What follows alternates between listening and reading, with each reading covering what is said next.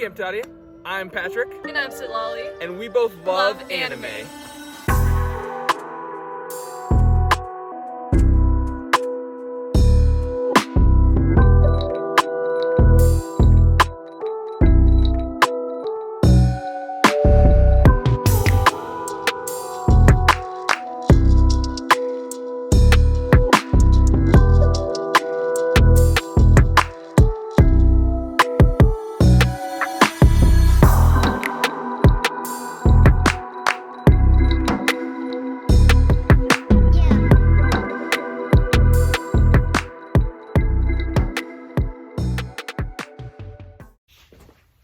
How's it going? So, my first anime that really got me into watching anime was Naruto.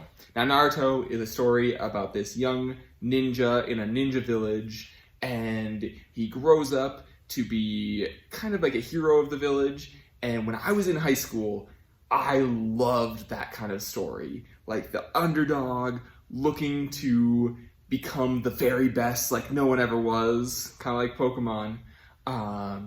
But I loved seeing the action and the fights and how much emotion all of the fights had. They were a lot of intensity in these fights. I really enjoyed that. How about you? So I think my first anime had to have been Dragon Ball Z and Yu-Gi-Oh!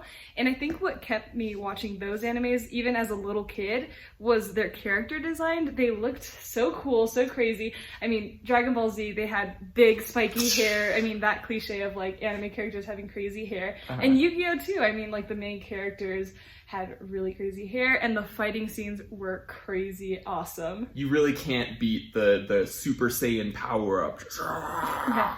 It's a classic. Yeah, and the Kamehameha. Yeah, oh, so much fun. Yes.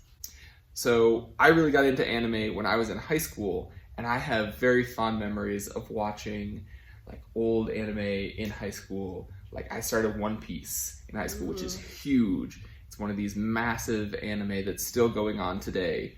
And has a huge fan base and just over 1,000 chapters of comics. It's huge. But I remember getting into that in high school and watching it on the computers and watching like Cowboy Bebop, which is like a dramatic space opera type one. It's so good.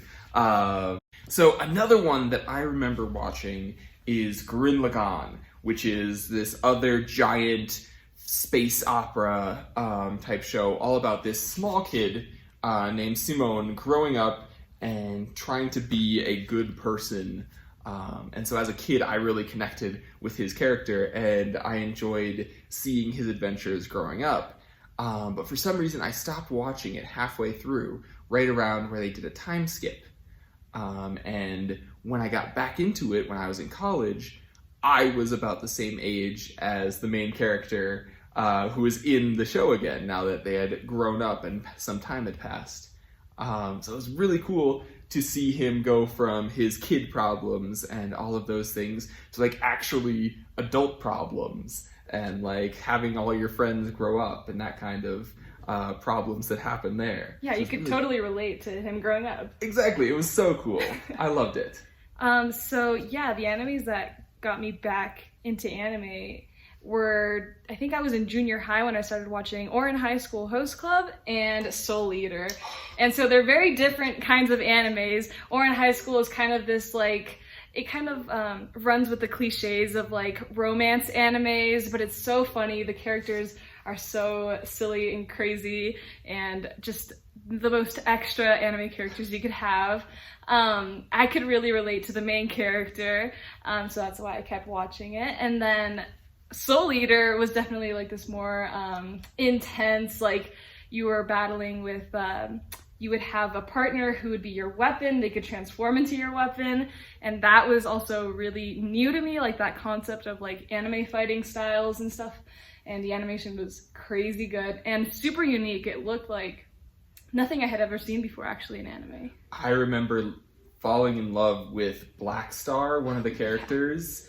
He's like this loud ninja star samurai sword type character, and he was so much fun to watch. I loved Soul Eater. Super. So we can't talk about anime without talking about one of the legends in the field, Studio Ghibli and Hayao Miyazaki. Yeah, so he started directing movies before Ghibli was a studio. One of his first movies was Lupin III: Castle of Cagliostro, which is one of my favorite Lupin movies. It is so silly the way that he captures Lupin's craziness and his thievery and his antics is super fun in that movie, and I don't think there's another movie directed by anyone else that captures the spirit of Lupin III as well as he does. I love Lupin. One of my favorite Hayao Miyazaki films is Princess Mononoke.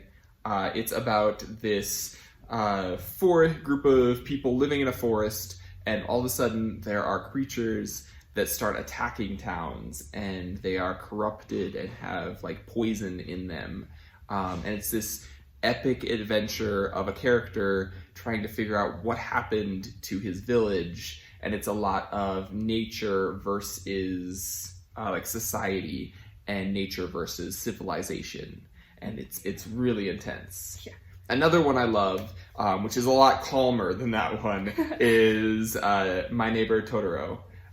Which is this calm, happy movie about a big raccoon person who's just very friendly and just hangs out with his family. And it's a very chill, very happy movie.